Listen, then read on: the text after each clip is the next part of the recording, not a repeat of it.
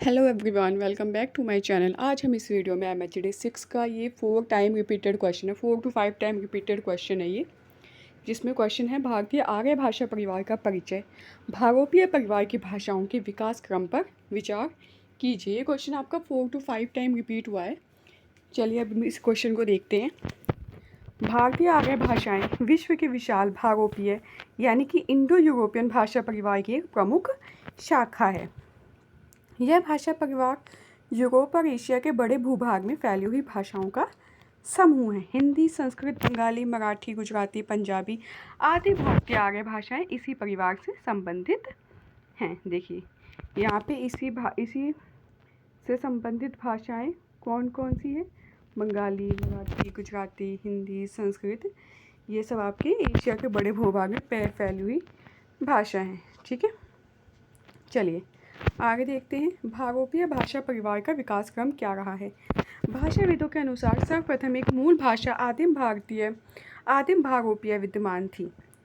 समय के साथ इसका विभाजन जो हुआ विभिन्न शाखाओं में हमें देखने को मिलता है। ठीक है, जिसमें है आपका आदिम भारोपीय भाषा है, उसके बाद भारो ईरानी शाखा, भारतीय आर्य, प्राचीन आर्य भाषाएं, जिसमें प्राचीन आर्य भाषाएं में आपका वैदिक संस्कृत, लौकिक संस्कृत आ जाएगा। उसके बाद मध्यकालीन आर्य भाषाएं में आपका पाली प्राकृतिक अपभ्रंश आ जाएगा। आधुनिक आर्य भाषाएं जिसमें आपका हिंदी, बंगाली, मराठी, गुजराती, पंजाबी, उड़िया, असमिया आदि।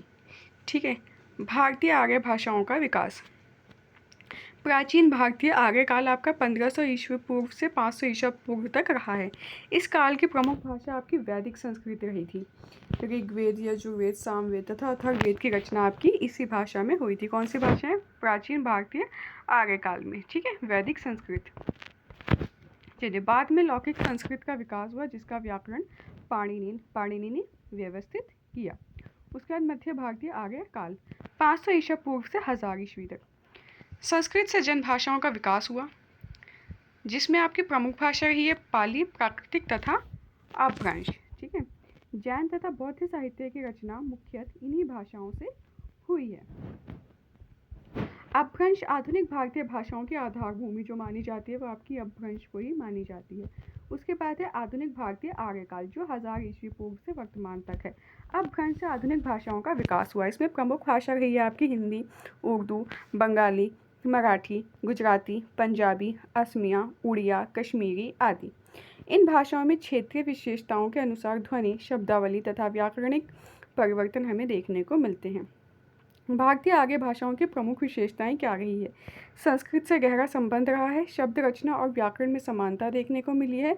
ध्वन्यात्मक विकास की निरंतर प्रक्रिया हमें देखने को मिली है। समृद्ध साहित्यिक परंपरा थी।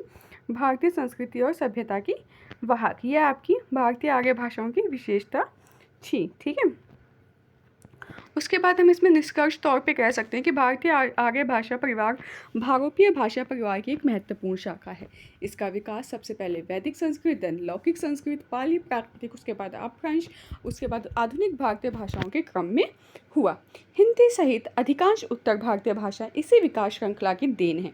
भारतीय आर्य भाषाओं का अध्ययन न केवल भाषा वैज्ञानिक दृष्टि से महत्वपूर्ण है, बल्कि भारतीय संस्कृति, इतिहास और साहित्य को समझने के लिए भी अत्यंत आवश्यक है। देखिए, ये इंपॉर्टेंट लाइन है। भारतीय आर्य भाषाएं भारोपीय परिवार की एक गौरवशाली शाखा रही है, जिनका विकास हजारों वर्षों की भाषिक यात्रा का परिणाम है और जिन्होंने भारतीय सांस्कृतिक एकता को सुदृढ़ आधार प्रदान किया है। ये क्वेश्चन आपका बहुत ही इंपॉर्टेंट है, इसे तो एक बार ज़रूर देख ही लीजिएगा कि किस किस तरीके से हमने देखा कि विशाल भारोपीय भाषा परिवार की प्रमुख शाखा रहा है। ये यूरोप और एशिया की बहुत बड़े क्षेत्र में हमारा फैला हुआ देखने को मिला है, जिसमें कौन कौन सी मेन भाषा है? हिंदी, संस्कृत, बंगाली, मराठी, गुजराती, पंजाबी।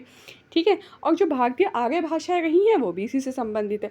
उसके बाद हमने देखा कि भारोपीय भाषा परिवार का जो है विकास क्रम क्या रहा है, तो हमने देखा कि भाषाविदों के अनुसार जो था सर्वप्रथम एक मूल भाषा आदिम भारोपीय विद्यमान थी। उसके बाद इसका हमने विभाजन देखा, विभिन्न शाखाएं देखी। ठीक है, ये फ्लो चार्ट आप देख लीजिएगा कैसे कैसे विकास हुआ। ठीक है, उसके बाद हमने इसको भारतीय आर्य भाषाओं का विकास देखा, प्राचीन भारतीय आर्य भाषाएं देखी, जिसमें सबसे पहले आपकी वैदिक संस्कृत थी, जिसमें सारे वेद जो आपकी इसी भाषा में हुए थे। ठीक है, प्राचीन भारतीय आर्य काल में। कौन सी भाषा थी ये? भारतीय आर्य भाषाओं का विकास किस किस क्रम में हुआ। उसके बाद मध्यकालीन भारतीय आर्य भाषाएं जो रही थी उसका टाइम पीरियड देखिएगा, उसमें मेन भाषा आपकी थी पाली, प्राकृतिक तथा अपभ्रंश रही थी। ठीक है, उसके बाद अपभ्रंश जो थी आपकी आधुनिक भारतीय भाषाओं की आधार भूमि आपकी अपभ्रंश भाषा से ही मानी जाती है। उसके बाद हम आधुनिक भाषा देखेंगे, आधुनिक आर्य भाषा जिसमें हिंदी, उर्दू, बंगाली, मराठी ये सब हम देखने को मिलती है।